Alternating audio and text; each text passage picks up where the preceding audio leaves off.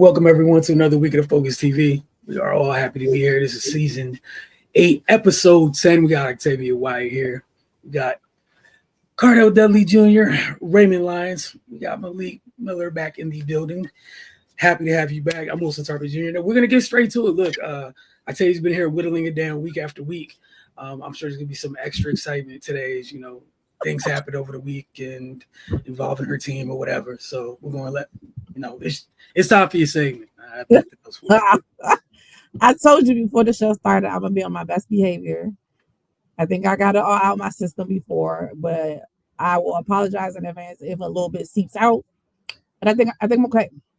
So as we all know, we have finally gotten down to basically the end of the NFL season. We are now officially getting ready for the Super Bowl. So this past weekend, we had our NFC and AFC championship games, and they went as follows. On the NFC side, we had a battle of the NFC East that we've been talking about all year with the Philadelphia Eagles versus the Washington Commanders. And I said I was going to be on my best behavior, but y'all Washington Commanders fans on my neck all last week, man. I mean, all last week. I couldn't get a break. So the Washington Commanders lost to the Philadelphia Eagles 55-23. Jalen Hurts was 20-28, 246 yards, 1 touchdown. He was sacked 2 times, had 10 carries for 16 yards and 3 rushing touchdowns. Saquon Barkley had 15 carries for 118 yards, 3 touchdowns, and 1 reception for 4 yards. Will Shipley had 4 carries for 77 yards and 1 touchdown. And A.J. Brown had 6 receptions for 96 yards and 1 touchdown. On the other side, rookie phenom Jaden Daniels, 29-48, 255 yards, 1 touchdown, 1 interception, 3 sacks, 6 carries for 48 yards and 1 touchdown. Brian Robinson Jr. had 11 carries for 36 yards. Zach Ertz, I hate it had to be you, my man, 11 receptions, 104 yards. And Terry McLaurin had 3 receptions for 51 yards and 1 touchdown. Like I said, you Commanders fans was on my neck all week. I tried to be very humble with it because I feel like I say this all the time within games within our division. You really never know how they're going to go. You can really have your thoughts on whatever team, but crazy things happen. Unfortunately for Washington Commanders fans, those crazy things did not happen in their favor this week. I want to start off by giving a lot of props to the Washington Commanders fans, franchise, their team. Jaden Daniels is definitely going to be a problem for the next 10 years. For him to be a rookie to lead the Washington Commanders to an NFC championship game in his first year is nothing short of just a testament to the type of player that he is. They definitely they went into this game a little bit downtrodden as well, knowing that they lost arguably their best offensive lineman and Sam Cosmi, who tore his ACL last week. And it showed pretty early. But I take that back, not pretty early. They started the game off really, really well. They had an 18-play drive. They went for it on fourth and whatever, like 2 or 3 times. Only to, I think the last 4th and 3, they decided to kick the field goal. So they led the game 3-0. Unfortunately for them, Saquon Barkley got the first touch of the ball from the scrimmage for the Eagles and took it 60 yards for a touchdown. And honestly, that just kind of started the momentum for the Eagles right then and there. As great as Saquon Barkley has been all year, I think he does give a lot of props to this unit as well, but I think it's not talked about enough, but their offensive line has been just nothing short of amazing. I know there have been a lot of talks between who's the best offensive line in the league between the Philadelphia Eagles and at times the Detroit Lions. I mean, the offensive line just plug and play like it was nothing. Starting center Cam Jurgens was out for a majority of practice the last week with a back injury. They thought that he was going to be a game time decision. A lot of the reports was that he was going to be inactive, but they actually decided to activate him, but he did not start. Landon Dickerson, who played center in college, moved over to the center position, and then Tyler Steen took his position. And it didn't look like it missed the beat at all. Jeff Stoutland is one of the best offensive line coaches in the league, if not the best. And you can see how well he had those boys playing, even down to the fact that Landon Dickerson suffered a knee injury in the game as well. And with Cam Jurgens being active and being dressed, even with the back tightness, he was able to come back in, realign the offensive line, and they just kept it pushing. There have been plenty of plays that I think the big play that they're showing is Jordan Mailata just rolling over people. I mean, he actually threw AJ Brown involved with that pancake block. But they just had a great game, and Saquon benefits from that. He's able to show off his speed, his ability to cut, and you can see how strong he is because he got away from a lot of sacks, especially in that first run. Um, the offensive line, like I said, they didn't miss a beat. They only allowed 8 pressures on 28 attempts and 2 sacks per next gen stats. Again, Saquon Barkley just everywhere. He again had the 60-yard play from the first play from scrimmage. He averaged 7.9 yards per carry, generated 118 yards with 3 touchdowns on only 15 carries. He's been averaging like anywhere between 20 to 26 carries a game.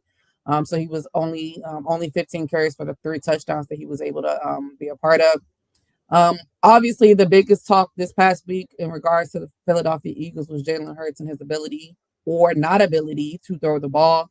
I talked about it last week. His numbers look very similar to what Josh Allen and Patrick Mahomes did the previous week, but he doesn't get talked about the same as they do. But I feel like, as he said most of this year, that when it's needed for them to do it, he is able to do it. Probably the biggest proponent of that was the 4th and 5 pass to AJ Brown on the left side. I was in my room saying, "Please punt the ball. Like let's not do this." But they came up big in that aspect.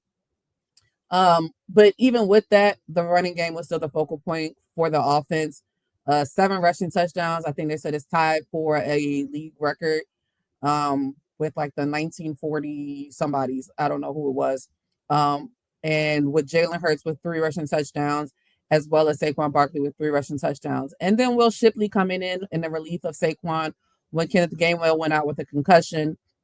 He also, got his first touchdown of the year as a rookie. So they were just clicking on all cylinders on the offensive side. On the defensive side, I mean, I don't know what you can really say in regards to that. Vic Fangio has been a godsend for them. I'm excited that I don't think he wants to ever leave, so I don't think I have to worry about him interviewing for head coaching positions. He can just stay where he is as a 66-year-old. Just stay. You don't need to go anywhere else. The name of the game was turnovers. Both teams came into this game with no turnovers from their offense. Excuse me. And that was the biggest proponent of this. There were multiple fumbles, and these were not fumbles that Washington just did. These were caused fumbles. Zach Bond was everywhere. Peanut Tillman punches every 5 seconds. There were the fumble on the ensuing kickoff after the second touchdown with Jermaine McNichols. Austin Eckler got a fumble as well. So those not penalties, but for those turnovers for them led to 28 points for the Philadelphia Eagles. There's no way you can win a game with that many turnovers. They had 3 fumbles. The interception by Jaden Daniels at the end obviously was an attempt to, generate something, but shout out to Quinyon Mitchell for his second interception. But I mean, outside of that, Jaden Daniels, like I said, he had a really good year. And I know I don't like to pinpoint whose fault it is for somebody to lose a game, but I don't really think you can put any fault on Jaden Daniels in this. He did everything that he could. Unfortunately for him, some of his teammates and some of the plays that they made or did not make let him down in that situation. But again, he had a really, really good year. He 29 of 48 attempts. He did take 3 sacks. And he led them in the rushing department with 48 yards and 6 carries and a touchdown. So, I mean, they had a great year. A lot of people will definitely say that they peaked early. I don't know if that's a good or bad thing. I guess we'll see next year for them in that aspect. Outside of the turnovers, there were a lot of penalties as well. There was a lot of NFC East tension going on in this game. We know Marshawn Lattimore is always involved in some type of tension. And him and AJ Brown just decided not to like each other for a good portion of the game, causing a pivotal penalty for them as well. Although the Philadelphia Eagles did not convert the 2-point try. Excuse me. There was a flag on Mike Sarenstill, who, as a rookie as well, played pretty well this year as well. Who had a late hit on Saquon Barkley out of bounds. There was the uh, pass interference call in the end zone that gave the Philadelphia Eagles another opportunity. So um, I just think it was a myriad of things for both teams. The Philadelphia Eagles capitalized on those mistakes, and unfortunately for the Washington Commanders, they committed those mistakes.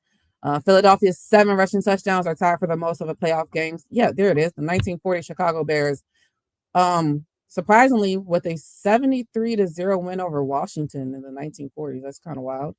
But yeah, as well as the Philadelphia Eagles put up 55 points, which is the most ever in the NFC title game. Again, congrats to the Washington Commanders. You know, they had a hell of a season, and I'm sure that they'll be back looking to repeat that and move forward next year. A shout out to my boys. We're going to the bowl. See you guys in New Orleans. Second game of the weekend was the AFC Championship with the Kansas City Chiefs. Hold on, I'll tell you. Hold on. Before you go to the next game, talk to y'all mayor, Sherelle Parker. This is sad. This is sad right here. Come on, I don't this is sad. Nah, that's your homegirl. That's your people's. Nah, she come on. This is sad. I'll tell you. Come on, this is sad. This should have guaranteed a loss. Y'all shouldn't even. Y'all didn't even deserve. Y'all did y'all thing, but this should have made this. They should have forfeited. This is terrible.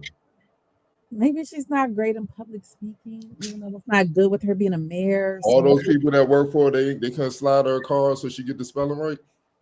I don't think they thought that she didn't know the spelling. So I would assume that nobody gave her a card because, I mean, literally we spell the name of the team like 500 times a day. What is Elsa's? What is Elsa's? Come on, RJ. I don't know. Shout out to Gilly though. I think he got a hat that says it now. You know, capitalizing on some merch. So I think he has a hat out. Go ahead and cop that. It says ELGSES Eagles Elgils. I don't know. And somebody told me today that she misspelled something else too. I think it was Super Bowl. I don't know. I didn't see a clip, but I don't know. She got some more practicing. Is she from Philly? I don't know. I haven't done my research on her because I really don't care because I don't live there. I'm just a fan of the team, but I digress. Homegirl, I hope you get hooked on phonics and we get that together. Kansas City Chiefs and the Buffalo Bills. We have been here multiple times with these teams. Fourth time with Patrick and Josh in the postseason. Unfortunate for Josh, he cannot get over the hump. The Buffalo Bills lost to the Kansas City Chiefs 32-29. Patrick Mahomes was 18-26, 245 yards, 1 touchdown, 2 sacks, 11 carries for 43 yards, and 2 rushing touchdowns. Kareem Hunt had 17 carries for 64 yards and 1 touchdown and 1 reception for 6 yards. Xavier Worthy, 6 receptions for 85 yards and 1 touchdown. On the other side, Josh Allen was 22 of 34, 237 yards, 2 touchdowns, sacked twice, 11 carries for 39 yards. James Cook, 13 carries, 85 yards, 2 touchdowns, 3 receptions, 49 yards. Mac Hollins with whatever he wears and doesn't wear, 3 receptions for 73 yards, 1 touchdown. And Curtis Samuel with 1 reception for 4 yards. Game started off a little shaky for them. I mean, I felt like that's exactly what Josh Allen looked like on that first drive of the game. I don't know if it was nerves or what it was, but he could have had an interception on the very first drive for them. Unfortunately for the Chiefs, and fortunate for them, it did not happen like that for them. When you have an opportunity to beat Patrick, you have to go beat him. And I feel like if anybody knows that, it should be Josh Allen at this point. Unfortunate for him. While, yes, he's beat Patrick in the regular season, he is 0-4 against him in the postseason. To get all the way to the AFC Championship back-to-back years and lose to the same team, regardless if it's in Orchard Park or at Arrowhead Stadium, doesn't matter. It's got to be a terrible situation to be in. The Kansas City offense just basically did whatever they want. The Buffalo Bills defense did not show up.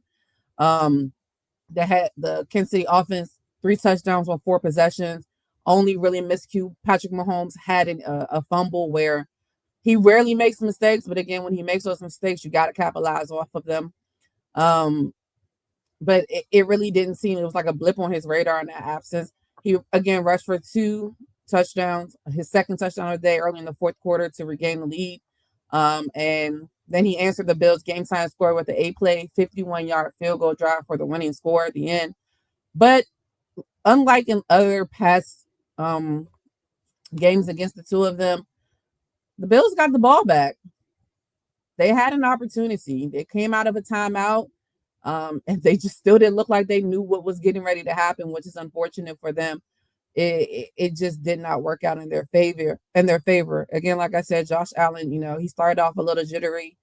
He was able to kind of settle down, tie the game in the fourth quarter with 3 minutes and 30 seconds left in the game. Unfortunate for them. And they almost even came up with it. He made a hell of a throw at the end. And a lot of people are killing Dalton Kincaid in regards to not catching the ball. I get it. The ball hit him in the hands. You get paid to catch the ball. A lot of people are looking for you to come down with that ball. But it was a tough catch if he made it.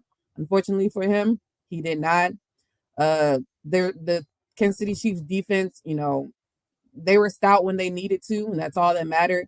They stuffed Josh Allen on 3 quarterback sneaks. I know one of them is controversial. And I know we get a lot of controversial calls and non-calls when Patrick Mahomes is involved in games that other says people. I have no comment on that because I'm not a referee. But unfortunate for them, they weren't able to get it done. And just Patrick Mahomes, Travis Kelce, and them are going back to another Super Bowl. Patrick Mahomes earned his 6th fourth quarter comeback of his playoff career, breaking the tie with Joe Montana for second all time and only trails Tom Brady's 9. He's 29. This is his 3rd straight Super Bowl, 4 in the last 5 years.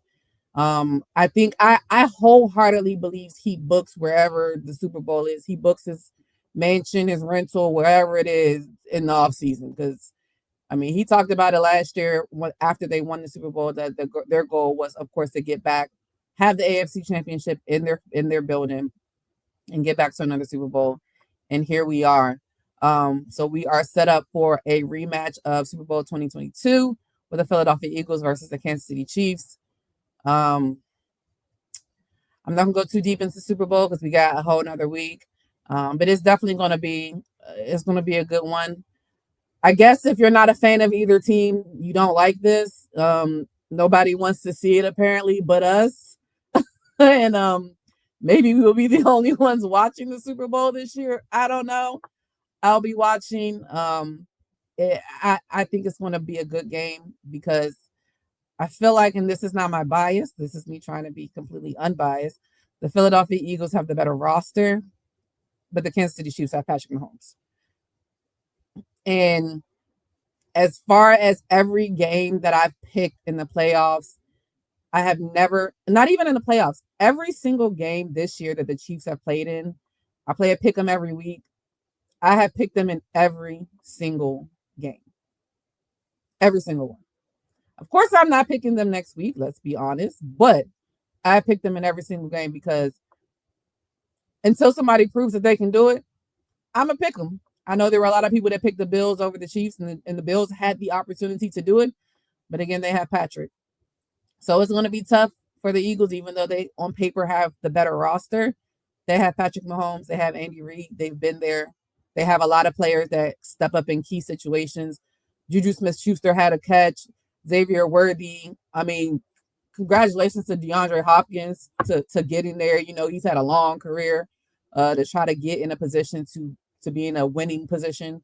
Hopefully it doesn't happen, but at least he got there. So we'll see. But shout out to all the teams this year. It was a tough season for a lot of teams. I think a lot of teams did a lot of good things.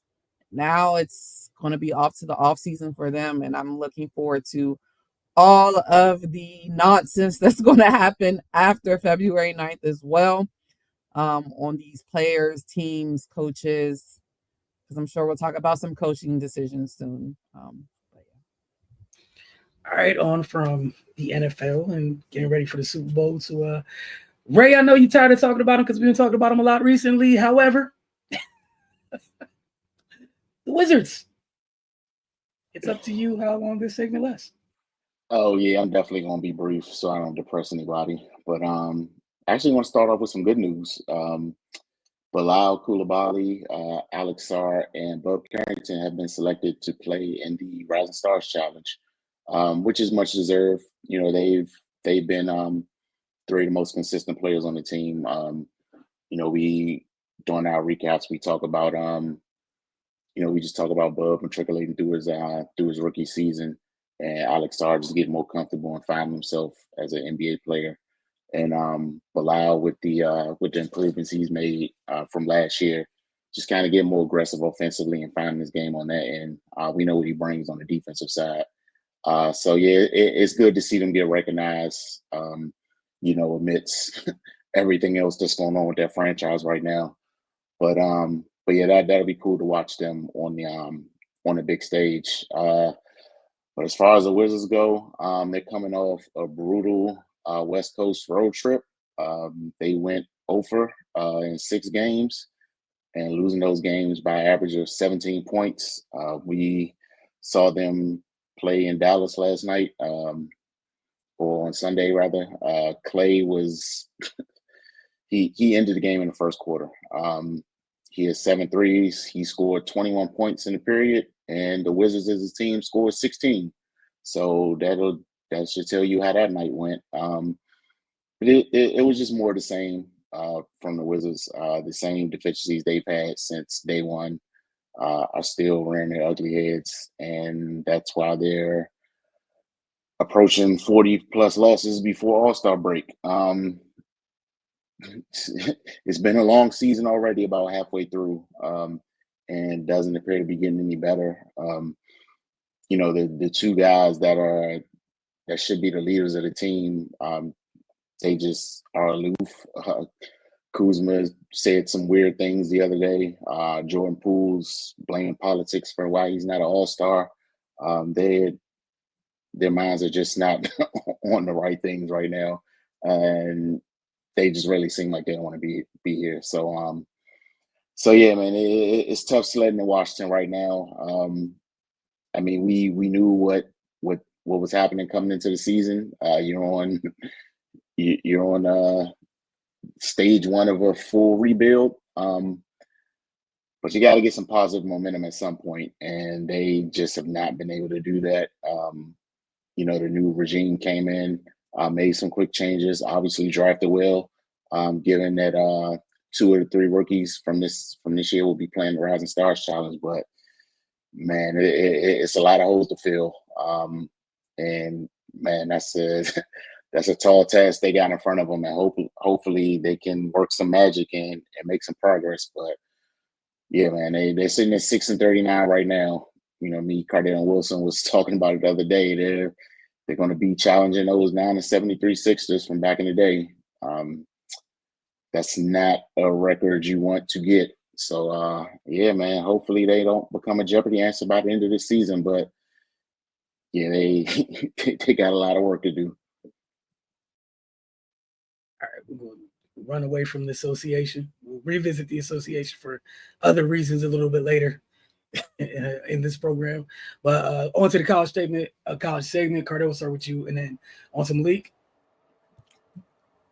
All right, I'm going to be brief as well. We're going to start on George Washington side of things, the A-10. On Saturday in the near wire, the wire win for the home team, GW, hung on to beat St. Louis 67-61, putting the game away in the closing seconds with free throws. St. Louis got the game started with the first bucket, but it was short-lived. They won lead for the rest of the game. Despite closing the deficit to 3 with 38 seconds left to play and having a chance to tie with 11 seconds on the clock, St. Louis was held at bay by a trio of GW free throws to put the game away late. Rafael Castro, who's been coming on the last month or so, basically since conference play started, he's been a monster. He's a transfer from Providence, didn't really play that much. He's coming to GW. He's arguably the most athletic big in the A-10. And he's putting up close to double-doubles every game since conference play has started. He was a monster again on Saturday, and then went over St. Louis. He outdueled the more hype Robbie Avila. If y'all remember from Indiana State, he transferred to St. Louis this year. He dominated him from start to finish.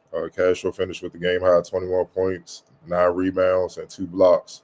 And he had a big block with 55 seconds left where obviously St. Louis cutting the lead, cutting the deficit, making a run to try to overtake them late in the game. He ran the length of the floor, ran the guy down. I think it was Swoops, their point guard, ran him down, got fingertips on the ball to block it, and GW Darren Buchanan was able to recover the ball, dribble it out again, took the foul, went to the free throw line, made 1 or 2, and then they proceeded to make all their free throws down the stretch to hold on to win. That's just part of his impact and the reason why GW has a shot. They have a legit shot, not just in conference play during the regular season, but when the conference tournament start, which will be here in DC at Capital One, I believe early March. They got a shot to make a run and punch their ticket to the tournament, man. But he wasn't alone. Redshirt freshman, point guard Christian Jones, who's making not just a bid for all A10, all rookie honors, man, even for all A10 honors, because it was all around impact, man. He had 16 points, a game high, 4 assists, and he was plus eight from the floor. And he had about 3 steals and only played 27 minutes. For him to be just a redshirt freshman, man, his poise and how he runs the team, they haven't had that type of floor general in a while, probably since, to be honest, Joe McDonald. And that's been like over a decade, close to a decade. I know James Bishop was there, but he was more of a scoring guard. He kind of dictated things with the scoring, but this kid can do it all. And that's saying a lot. But GW will take on Richmond Wednesday night at 7 p.m. For more in-depth analysis. Just visit finestmade.com and watch the full episode of GW Recap. All right, Malik, what you got for us this week? Okay, moving to Maryland University hoops. They're still hot right now. Their game on Thursday against Illinois, they were able to come away 91-70, winning by 21 points, which was very big. Their two hometown heroes, and Derek Queen and Julian Reese, they both had 25 plus points. This is the first time a duo has done it since 2011. Julian had 27 points and Derek Queen had 25 points, I'm about to say. And I think they're ready. I'm about to say Maryland doesn't make big runs in the tournament, but I think they're ready. And if they're not ready this year, I'll tell you why I think they'll be ready next year. Because the coach has got 3 4-star commits to sign to the upcoming recruiting class, which is really big for Maryland University basketball.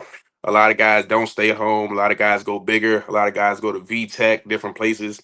But to get 3 guys that are 4-star prospects will definitely get these guys rolling. I also want to touch on Howard University basketball. I touched on them the last time I was on the show. Just want to give a quick update. Things are not as great as they were the last time we talked about them. Now they've been on a 3-game skid. They've lost 3 games, and I'm gonna tell you about the games they've lost because they're all important games. The last game they lost. Matter of fact, I'm gonna do it in the what happened first. They lost to Bowie State. They lost to Morehouse College, and then the game that really I want to say matters the most is they just lost their first conference game to Norfolk State. Now, this conference game they lost, they only had 7 guys suit up for the game. So, I mean, 7 guys against a strong Norfolk State team is pretty hard to manage. At halftime, the game was tied. After the half, Norfolk State just took off on them. They just really took off, and they just beat on them 90-75 at the end of the game. Howard right now is 8-12. In these 3 games, like I said, they're really 3 like crazy losses. Just looking at it, 2 Division II losses, and then 1 loss in conference by more than 15 points. That's just something that's just going to have to change, going to have to be fixed. But over these last 3 games, the same guys filling up. The same guys filling up the stat sheet. Marcus Dockery has 56 points in these 3 games, and Blake Harper is averaging 15 points and right under 6 rebounds in these 3 games. So I think once their whole team comes back, they can make a run. They've since Marcus Dockery, the University of Maryland transfers, got there, they've been to a few MEAC championships. They've seen the tournament once or twice. So I think once they get their full team back, they can get back into the winning column. All right, staying somewhat in College Park, just on the other side of it. Cardell was out this weekend as Maryland hosted. They had their second top 10 matchup within the Big Ten. But before we get to that, we told you last week, they just going through it a little bit from an injury standpoint. You lose two of your best players. The two happen to be guards. It kind of hurts. Guards are important. College basketball, whether it be on the women's or men's side, kind of your lifeblood to your team at times. That said, last week they lost to Texas. And that was at the Prudential Center. That was part of the Coretta Scott King Classic. Then Maryland traveled to Ohio to take on the 12th ranked Buckeyes. Maryland got off to a great start in that game. Things looked good. They built up to as much as a 15-point lead.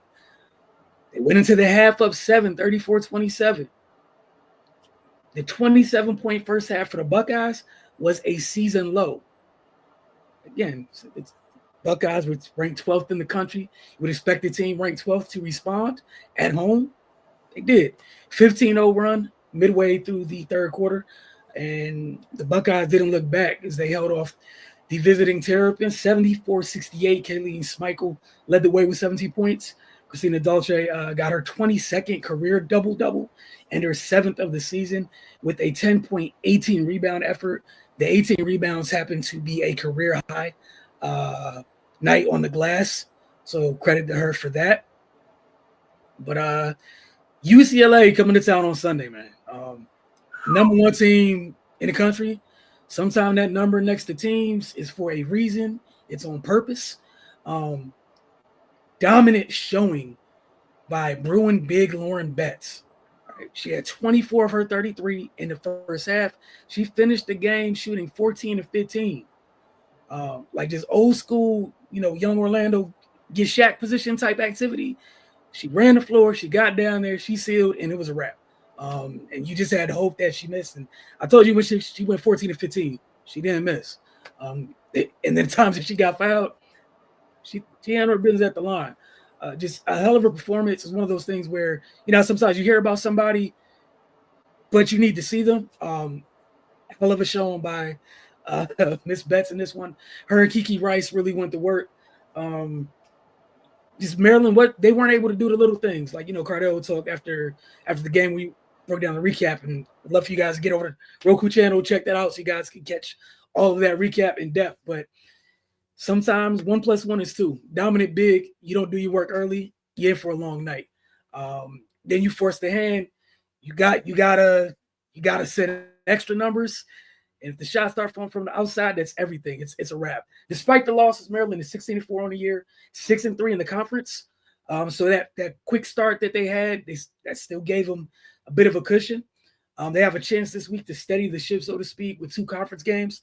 The first one Wednesday on the road facing Penn State. Then they return home on Sunday to host Illinois. If they're able to get both of those games, you're 8-3 in the conference, 18-4 on the year. It's not that bad. And then, again, at some point, maybe you get Cheyenne Sellers back.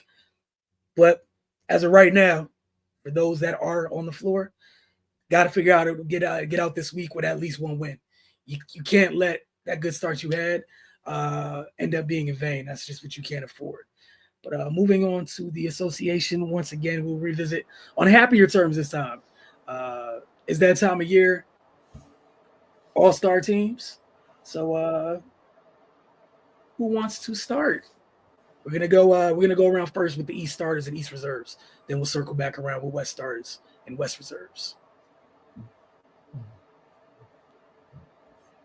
I'll go. You want to jump out there? No. I'll go. Who said? I'll go ahead. You said the East, right? Yeah, we'll start with the East starters and then reserves. All right, for my East starters, I had Jalen Brunson, averaging 27-2, 48-40, 81 splits. Donovan Mitchell, 23.7 points, 4-4, 44, 39, 83 splits. Obviously, Jason Tatum, 26, 9-5, 45, 35, 80 splits. Giannis, 31, 12, and 5 on 60, 14, 58 splits. And Karl Anthony Towns, who's been a monster since he joined New York, 24, 13, and 3 on 54, 43, 84 splits. For my reserves, Damian Lillard, 25, 7 and 4, 45, 38, 92 splits. Cade Cunningham, love what he's doing in Detroit. 24, just under 25 a game. just under 10 assists a game, 6 rebounds, 45, 36, 82 splits. Evan Mobley, obviously, Cleveland has the best record. Well, best record in the East. They would have the best record. They are half a game behind OKC in the league. But yeah, they deserve to have multiple All-Stars. Evan Mobley, 18, just under 9 rebounds, 2.9 assists, 56, 40, 75 splits, which is ridiculous for a big. Jaylen Brown, obviously 23, 6 and 4, 45, 32, 74 splits. Franz Wagner, Magic, 24, 5 and 5, 46, 31, 87 splits. Held it down when Paulo went out, kept them afloat, kept them in playoff mode. And my last 2 players, I'm going to give Trae Young the nod, 22, 11, 3. Not the most efficient season, but he has Atlanta Hawks. He's giving them life. He's carrying that team. And Darius Garland, like I said, I don't think people understand how nasty he's been all year. It's not just the bigs and Mitchell, man. He's averaging 21.7 points, 6.8 assists, 2.5 rebounds, but 49% from the field, 42% from 3, and 88% from the free throw line. He's knocking on the door of being a 50, 40, 90 player, which is the ultimate sign of efficiency as a scorer. All right, Ray, you want to go next? Yeah, I actually think me and Cardell had all the same guys. I'm gonna just run back through them. For the starters, I had Giannis, Tatum, Jalen Brunson, Karl Anthony Towns, and Donovan Mitchell. These guys, their teams are at the top of the standings, and they're brilliant individually. I just gotta give a special shout out to Karl Anthony Towns. He was going to be under a microscope coming into this season, due to the trade and where his destination was. And I mean, he's responded and showed up in a huge way. So yeah, definitely, got to give him his props. For the reserves, got Cade Cunningham, Jaylen Brown, Evan Mobley, Dame Lillard, Trae Young, Darius Garland, and Franz Wagner. For the reserve group, gotta highlight Cade Cunningham, man. The turnaround that Detroit has shown this season is incredible, and he's led the way. He's just been amazing. And yeah, just for a young player just to kind of start to come into his own and it translate into some wins. It's good to see. And as Cardell pointed out with Franz Wagner, man, Orlando, they've been bitten by the injury bug hard, and he's really kept them afloat and still in the hunt. And and there's they're rounding out and getting healthy again. They can really make a late season push. So yeah, definitely gotta shout them out as well. All right, Malik, your East All-Star starters and reserves. Okay, I'm about to say I think everybody's starters are the same. I got Cat, Jason Tatum, Giannis, Donovan Mitchell, Jalen Brunson.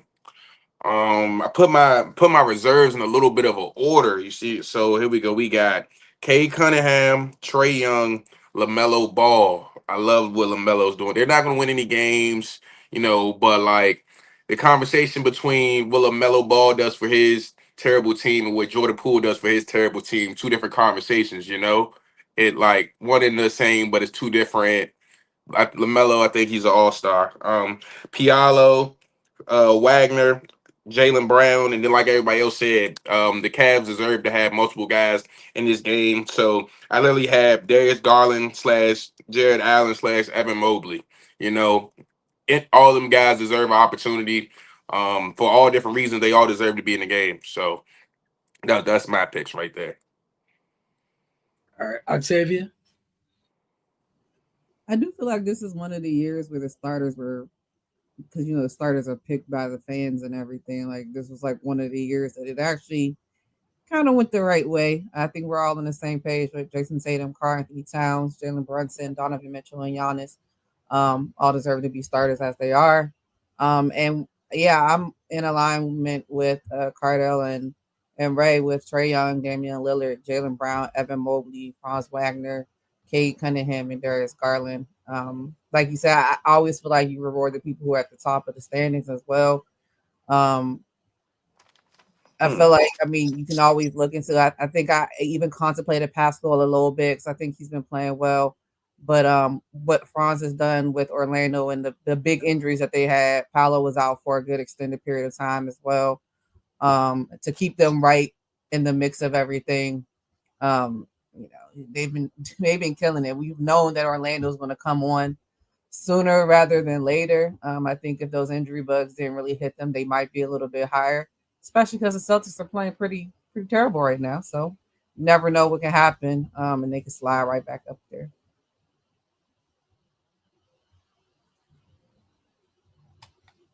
You're on mute, Wilson. Appreciate you. I'll run through my list. Y'all pretty much got it, but I'll let you know if there's a difference. I have Brunson, Mitchell, Tatum, Giannis, and Cat for the starters. Trae Young, Dame, Jalen Brown, Mobley, Franz again for the reasons you guys all listed. I'm so happy Kate Cunningham got a chance to be healthy, so everyone to see what he really brings to the table. One of the best young guards in the league. And again, I'm happy it's happened because he's leading them to wins, not just having a good season, right? And then Darius Garland, man. Shout out to him and whatever happened this summer for him and Donovan kind of figure out how to best coexist for this team to kind of take the next step. That's one of the most dangerous backcourts in the league to deal with. And Evan Mobley, we've been kind of waiting for that, for those steps forwards. We've been seeing a little by little, so it's great to see it this year. But all right, let's go ahead and we'll do the same. Try to keep the same order. But Cardell, going back to you to start out west.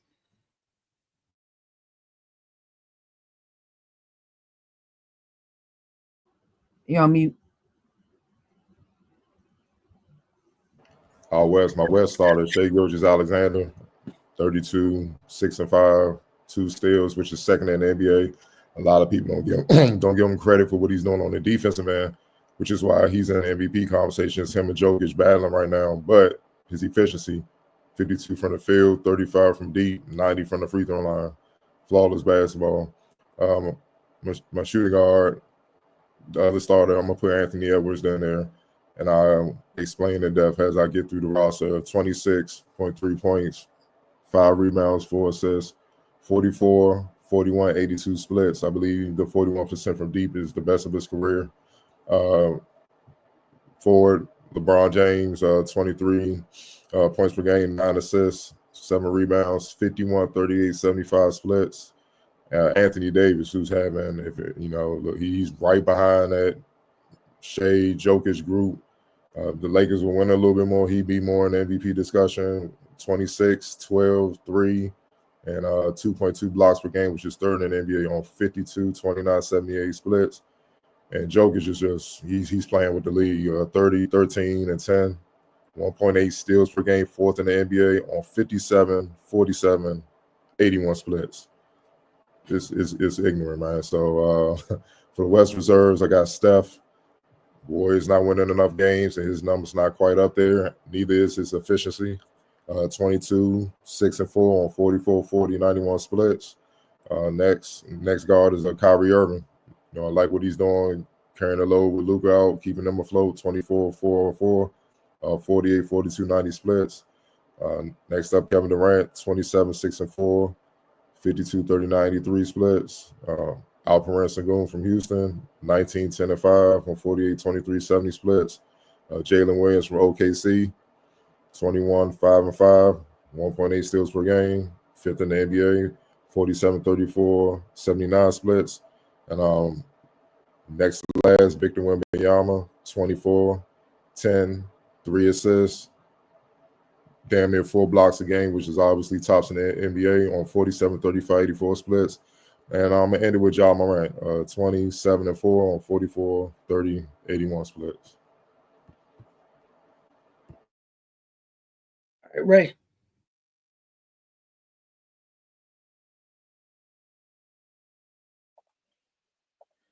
Yeah, for my starters, I had SGA, Jokic, Anthony Edwards, AD, and LeBron James. Just SGA and Jokic is those are 2 leading MVP candidates. They like Cardell said, man, Jokic just playing with the league, and SGA, this is his making that leap season. For my reserves, I had Norman Powell, Jalen Williams, Kyrie, Kevin Durant, Alperen Sengun, Steph Curry, and Victor Wembanyama. Um, it's making these lists is always tough because I mean it's only 12 spots, but more often than not, there's more than 12 deserving. But I like what Norman Powell has been doing, man. With Paul George leaving and Kawhi being out for most of the season, he's stepped up seriously, and also in the same vein, Kyrie Irving, what he's been doing with Luka out and kind of keeping Dallas in the swing of things. I felt like he needed some shine as well. Malik. Okay, I got Anthony Edwards, SGA as a starting guards. Jokic is my 5. Now, everyone has said LeBron and AD, but I think Kevin Durant is just playing like immaculate basketball. Like, I can definitely agree that AD's playing better than KD, but the LeBron conversation, they're all on the team. But I think definitely Kevin Durant's a starter. I'd give me Kevin Durant and give me Braun. And then off the bench, it would be Wemby, AD, Steph, James Harden. I like Luca, but I might say he has been playing in many games. So I picked up Kyrie Irving. Kyrie Irving with no Luca beat the Thunder 3 times this year. I might say he's given the Thunder 3 of their losses. I think they only have about 5, 6, or 7, or something around there. And the last guys on the list is Rockets. Singing. All right, some love for Sengun. Octavia. Yeah, I think we're all kind of aligned with the players, maybe just moving them around from starters to reserves. But my starters also, of course, SGA and Nikola Jokic, like you all have already stated, top in the MVP conversation.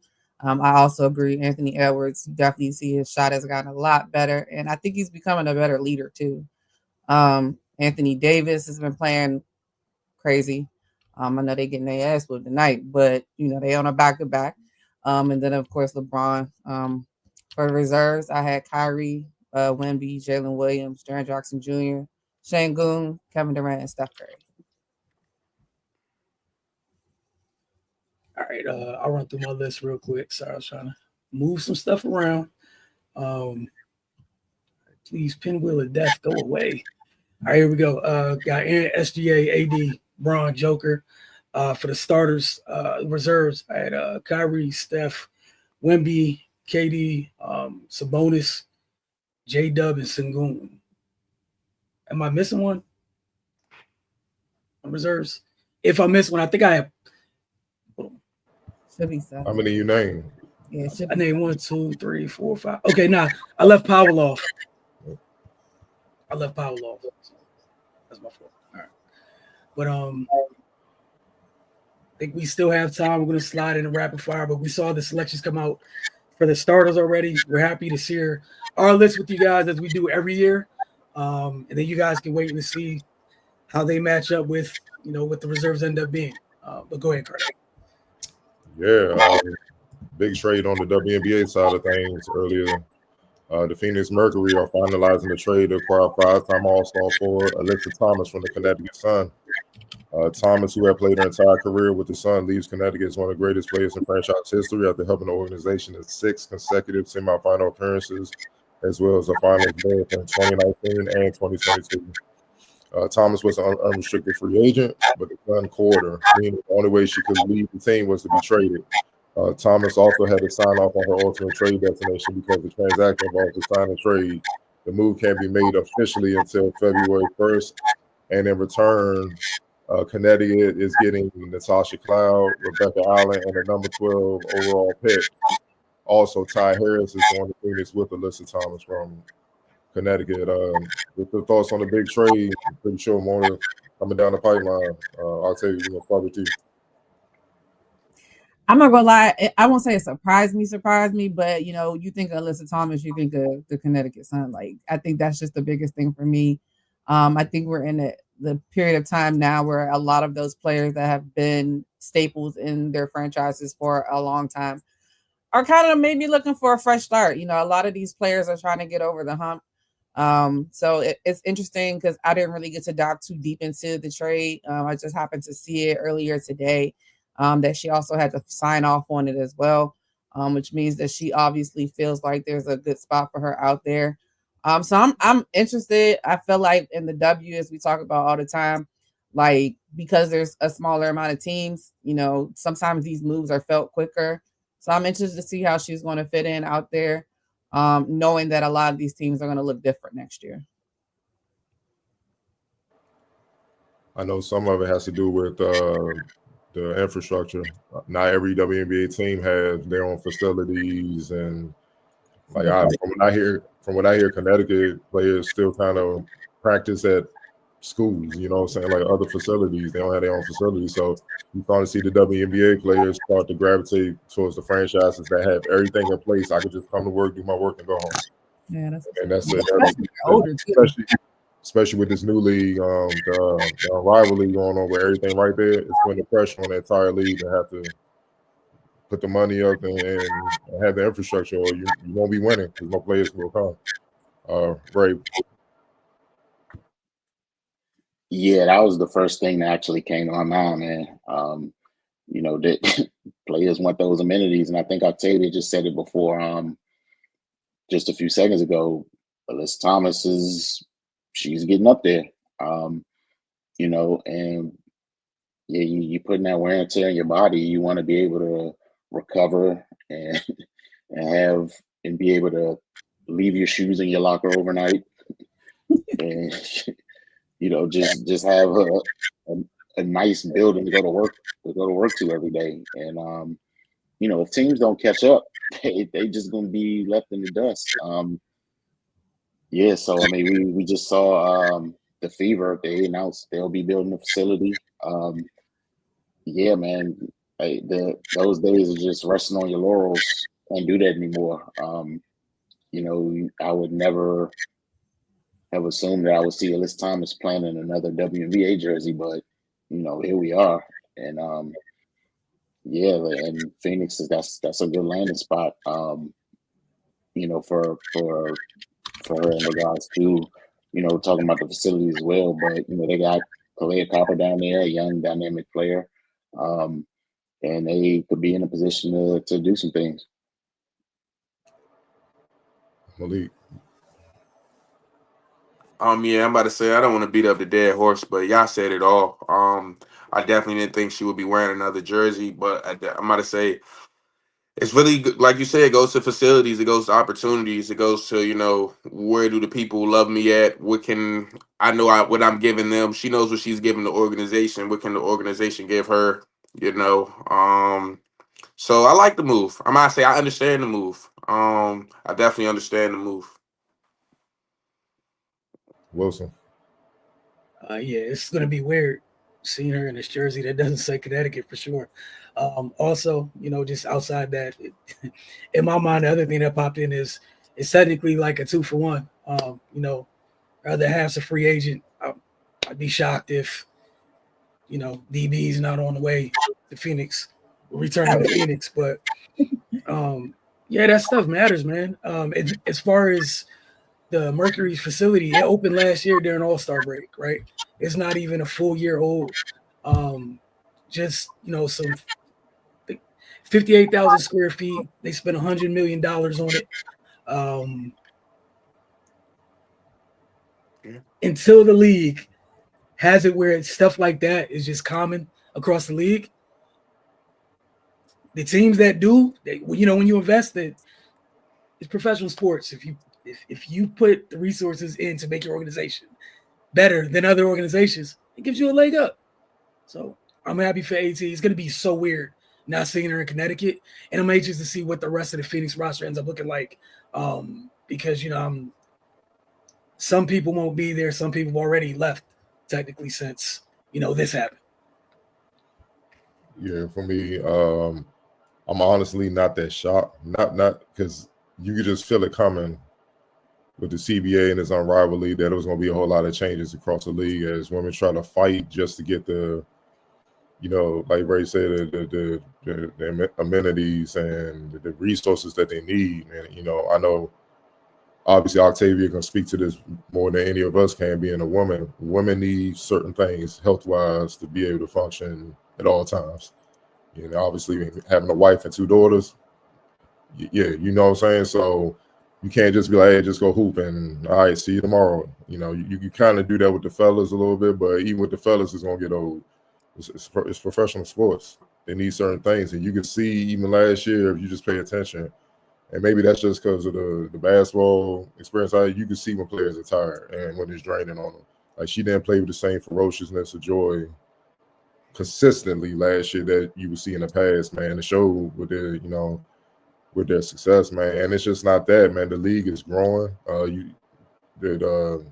Golden State WNBA team coming, the Toronto team that's on the way, the expansion team that's on the way. Like it's an arms race. You have to get the facilities to be able to take care of these ladies, man. You know what I'm saying? Like ladies have children, they should be able to bring their kids and babies and be able to nurture them and take care of them and be able to still focus on their job at hand. You see what I'm saying? It's a lot of things that go on that they need, and you can't just neglect that no more, man. It's, you know, it's tough to deal with that. Think about it. ESA, when that opened, Wilson, like 17, something like that, 17, 18? I want to say 17, 18. In that range, and we were like the first people to be in the building to see it, and it was like, wow, this joint is nice. Now you look at it now, and it's like, damn, y'all behind. Hold on, what was the year they won a chip? That was the first year ESA. No, I mean, that 19, but I don't think that was the first year because the Go-Go started playing in it first. Okay. We went to see the Go-Go was there first. Right. That was true. Their home, right. But they played in it first. And then on the top of that, you got to also understand the Mystics, even though the facilities, they still sharing with 2 other teams. It's not their own facility. They're selling it, they're sharing it with the Go-Go and the Wizards. You see what I'm saying? They want I know they got their own locker room and stuff like that, but man, what if I want to go get a lift in? You see what I'm saying? And Jonas in them off. You know what I'm saying? Like, damn, dog. Can't even look like, you know what I'm saying? It's just they want the convenience of being able to rock out when they on, you know what I'm saying, be cool, and just give them that. Especially a team like the Mystics, man. I mean, they won the championship. I mean, you know what I'm saying? They should be priority, honestly, if you're gonna go by results and who doing the best job. So it's a lot of that stuff that should be in consideration across the league, and it's just past time for it to happen. And you know, I'm a firm believer, man. You take care of your people, man. Your people take care of you. You know what I'm saying? So they won't go nowhere if they happy, right? Last one, and then we're gonna get up out of here. Tom Izzo, Michigan State Spartans, are number 7 in the country. Team built on a strong 23 class. Jeremy Fears Jr., Cohen Carr, Xavier Booker, and contributions from unheralded talent as well as a freshman gem like Jace Richardson, the son of Jason Richardson, former Michigan State standout NBA veteran and slam dunk champion. Those recruits in there the old-fashioned way, as Izzo recently told Fox Sports, John Fanta, it's all about relationships, not fiscal, but personal ones. Quote, I'm still a relationship-based coach, and I think relationships are extremely important, Izzo said. Izzo later got blunt about the transfer portal and NIL, giving sentiments that could easily be in line with the view of the recruiting trail. Quote, I'm just going to keep trying to do my job the best I can. The day that we are a transactional program at Michigan State, I won't be here. Relationships are everything to me. I've been so fortunate, from Mateen Cleaves to Draymond Green to Cassius Winston to Miles Bridges to Jaren Jackson. Those relationships that still take place every summer when they call and I call them. I worry about what that's going to be like for players who are at several different schools. That said, I got to do my job and adjust, but not totally change. That's for sure. Right now, being cool with where the Spartans are has gotten them to a 17-2 record and the number 1 in the Big Ten Conference. Ray, we're gonna start with you. Do you agree with Coach as far as, you know, relationships matter more than the finance, and does finances, the NIL stuff, is that the end all be all? Should it be the end all be all? I absolutely agree with him. If you want any type of, you know, consistency or sustained success, because when you just shuffling players in and out, I mean, like, how do you even build any type of system when you flip the roster every year? You know, I think he was basically just making it known to boosters, AD, and whoever that if you don't want me to coach you anymore, then try to make this, a revolving door type deal. Because, and I mean, I think he's definitely earned the right to to make that stance because he's one of the most successful college coaches ever.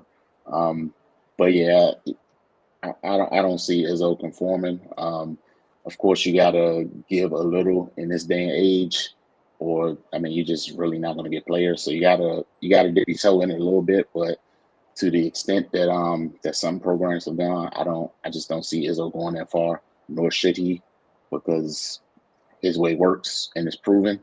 So so yeah, man, I would definitely value relationships over over just frankly getting players that are for sale. Um, because where's the loyalty on either side? Once they get a better deal somewhere else, they're out the door. So yeah, hinging your job and your success on that, it's just not sustainable. Elite.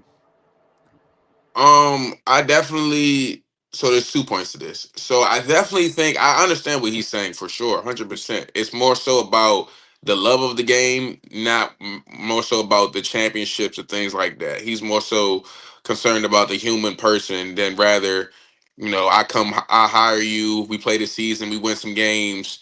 20 years from now, you're not at my cookout. I'm not coming to see, he's not going to see that player's kids, wedding or things of that such. So I definitely understand it. And to add on to that point, the University of Miami's head coach, I want to say he retired in the middle of this season or quit or Yeah, is Jim just not. Larinaga. Jim Yeah, he's Larinaga. just. hmm he said he's done with it because of the NIL. So some coaches are bought on they're coaching for the right reasons. They're here to develop players, not more so to win championships. And when you have that understanding and when you have those ideals, you'll stand on your principles. Some coaches are not like that. Some coaches looking for championships. When you're looking for championships, you're looking for money. When you're looking for money, you're trying to obtain stability. This coach at Michigan State, he has the stability, so he doesn't have to go get those guys if he doesn't want to coach. You see what I'm saying? If he doesn't want to coach 1 year guys, because like we said previously, his way works. So if he feels as though the money is overriding the way of how his way is going to work in practice, he doesn't want to be a part of it, and I absolutely understand. Wilson. Yeah, man, we're seeing this. We've seen this slowly happen over the past couple of years. Um, I can't think of who used to coach UVA, Bennett. Tony Bennett. Bennett out of there. Like, I agree. Athletes should be paid in college. Cool. Some of this stuff should be in moderation. And then the other side of it that happens is you got the people, you want your team to do good, you want to add resources to it, and you want to throw money at everything that works. It's not a video game. That's not how stuff works. The relationships actually really do freaking matter. Um, as you guys said, you can't build a program without relationships. Um, and I just think some of this stuff, I think Izzo's right one. Some of the most successful coaches in the country right now are guys that still kind of do it kind of the old school way, that heavily believe in those old school values. But yeah, there's a possibility of some of the stuff getting a little too far, and I definitely won't be shocked when it gets put a little bit pushed back into its box. Like some of the stuff's a little too crazy, where some of these kids have too much say at the schools they're at and whatnot. But yeah, I'm with this on. Shout out to them being 17-2. Octavian. Yeah, I think y'all covered it all. Like it makes sense. I feel like for us because I mean we know what it looks like when a coach is really trying to build a program, build a team, and not just be concerned with just the money behind everything.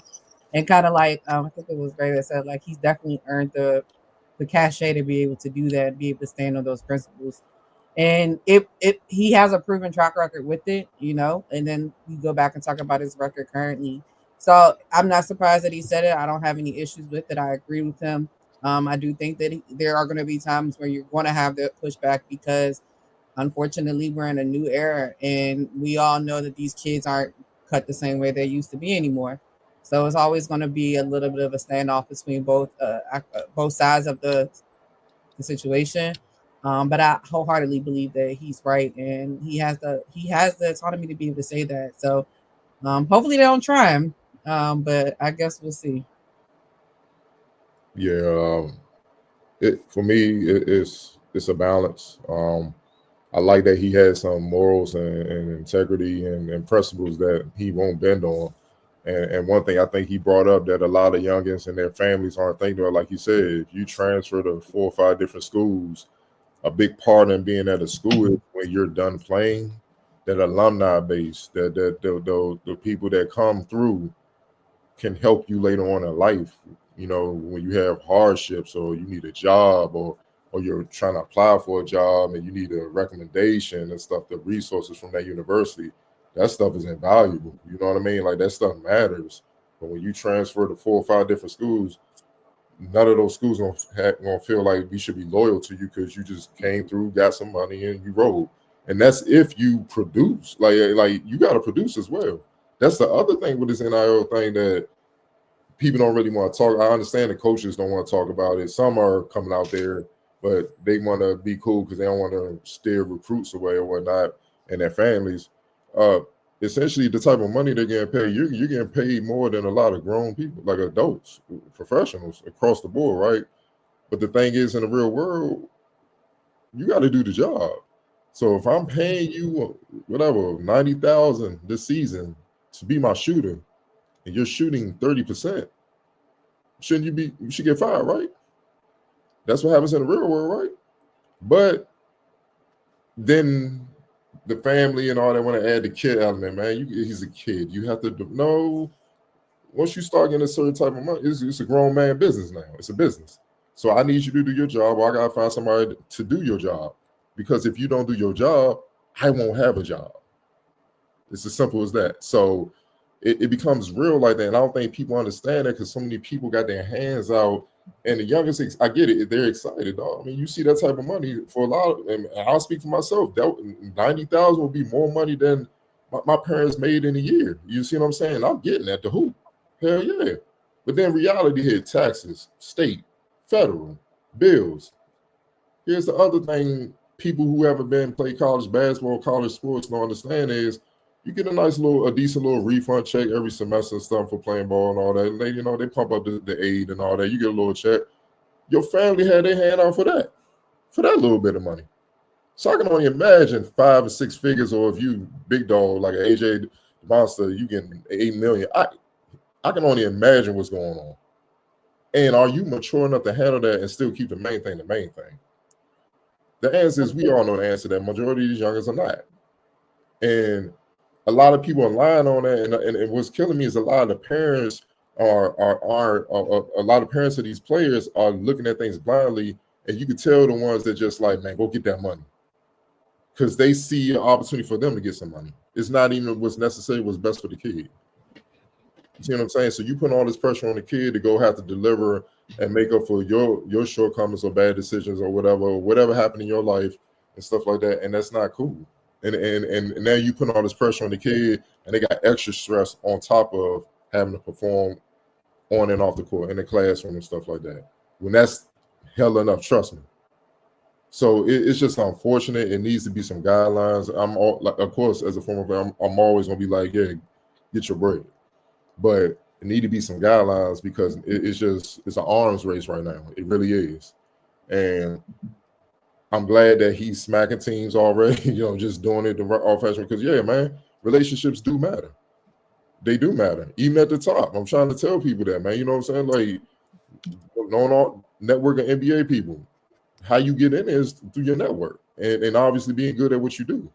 It's not even necessarily some money thing or degree. You got to know the right people and be good at what you do. You got to bring value. And you learn that by being in college. And if you don't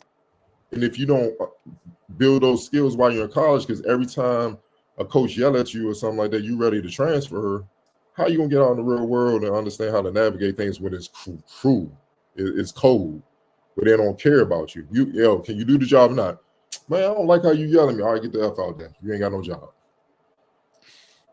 And now you can't pay your bills. You can't take care of yourself. And you want like, damn, man, what? And it's a shock as an adult, which you should already known before you can graduate college. So it needs to be a balance. And yeah, I like Malik brought up Jim Larinaga. He quit because he got tired of it because they go to the Final Four. And he said after the Final Four run, he like, cool, we can come back and try to make a run for it. 8 players came back. It's like, yo, I'm transferring. I love it here, but I gotta go get this money elsewhere. And you went to the Final Four. It's like, damn. So it's an arms race. Let's call it what it is. And these youngins talk about it. They talk about it. But I like what Izzo's doing because, you know, Ray and Wilson, you kind of behind the scenes with the kind of, that's how I build that team, relationships. Telling the youngins, keeping it honest with them, building up, saying, this is what I expect out of you. You give me that, I'm going to give you this. And they come and play and they rock with it because they understand Carter going to keep his word. And also, I'm not foolish enough to, obviously, connections at other levels and stuff, pros and all that, they know that's there too. So they can get a jump on that. They're not stupid, but I'm like, cool, I'll definitely make that call, but I won't be making that call if you're not that type of dude. Like, we ain't going to play those games either. And they understand that. I'm just honest with them. And that's something that's missing in this day and age of NIL because the coach be like, yeah, we love you. I know coaches that offer NIL to players just so they could take the player from an opposing team, not to necessarily play the player, just to weaken the other team so they could beat them. It's cold out here, and the youngest are not thinking about that because they're blinded by the money and all this notoriety and stuff like that until they get on campus and they stuck for a year. So it's not all just the kids leaving because I'm getting yelled at. Some of it is, damn, man, this coach was dishonest, man, but it's like you getting paid, so it's like we don't want to hear it. Shut up. We really just wanted to snuff you weaken that other team so we can smack them and dominate this conference. So it's a cold game. You gotta know what you're doing, and you really gotta lean on people who's honest, man. I think in this day and age, you need to just go to the people that keep it 100 with you, because they're gonna always have your best interests at heart right now as a player, and down the line when you're done, you got your family, you coming back and stuff like that, man. You retire, you're in the workforce and stuff like that. They're still gonna be willing to help you and take care of you because you did your part. You see what I'm saying? And that's the invaluable piece of this puzzle that I think a lot of players now and families are missing. All right. You said that was the last one. Guys, had anything else? Look, man, next week we'll get ready for, what is it, Pro Bowl week next weekend. I tell you, I'm not gonna say nothing negative about the sham. That's the Pro Bowl. The weekend between the Super Bowl. Well, I guess we'll spend some of it talking basketball pretty much. Oh, I don't care nothing about the Pro Bowl. Yeah, I don't even know why you brought that up, man. That's all you play. Because I'm offended deeply that it still exists. Like, it's gone. I'm offended deeply it's still here. So we will check in with you guys next week. We appreciate you guys as always. Don't forget, get over to thefocustv.com, and if you have a Roku television or device, just type in the Focus TV, double tap OK to add the channel. We'll catch you guys next week.